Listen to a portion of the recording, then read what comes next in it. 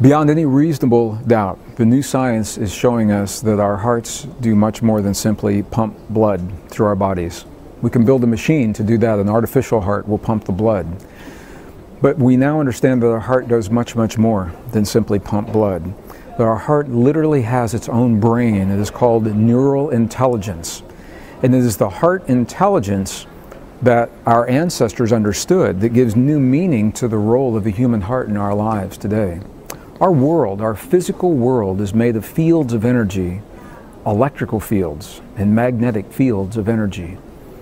I remember as a scientist understanding the role of electrical and magnetic fields in our bodies and our world and thinking, if we were ever going to interact with our bodies, if we want to heal our bodies, we want to create peace in our families or our communities, we must speak to the fields that connect all things. We must find a meaningful language, a non-verbal language that communicates with the stuff that this world is made of.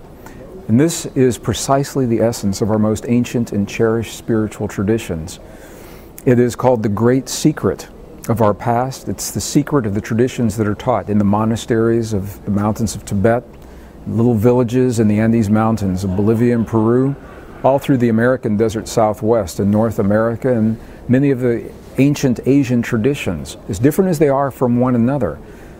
The bottom line, the through line, is that they're all speaking about an experience, an inner experience that we have focused on our hearts that allows us to deal with the changes beyond our bodies in the world around us.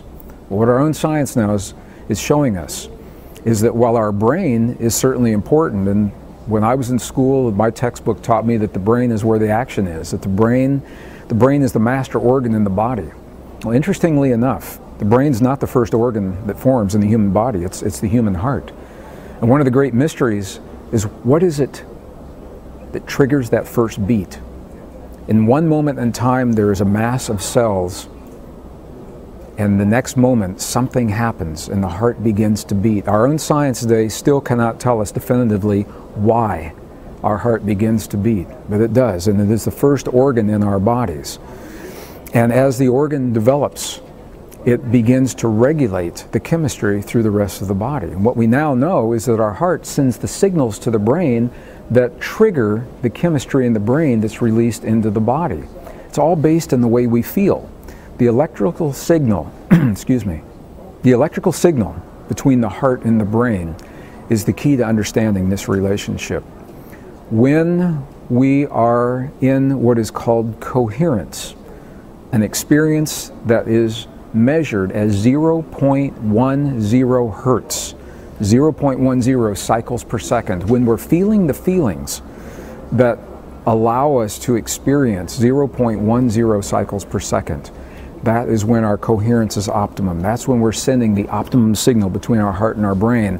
That's when our brain begins to release life-affirming chemistry into our bodies. Healing chemistry, our immune systems are strongly enhanced. Our anti-aging hormones, such as DHEA, increase 100% over a 3-minute period of time just from having this feeling. So we know that coherence is good for us as individuals. In the presence of coherence, we become less aggressive, more peaceful, more willing to cooperate. What the science now is showing is that those experiences extend beyond our bodies into the world around us, because the field of our heart is part of the world around us and connected with that field.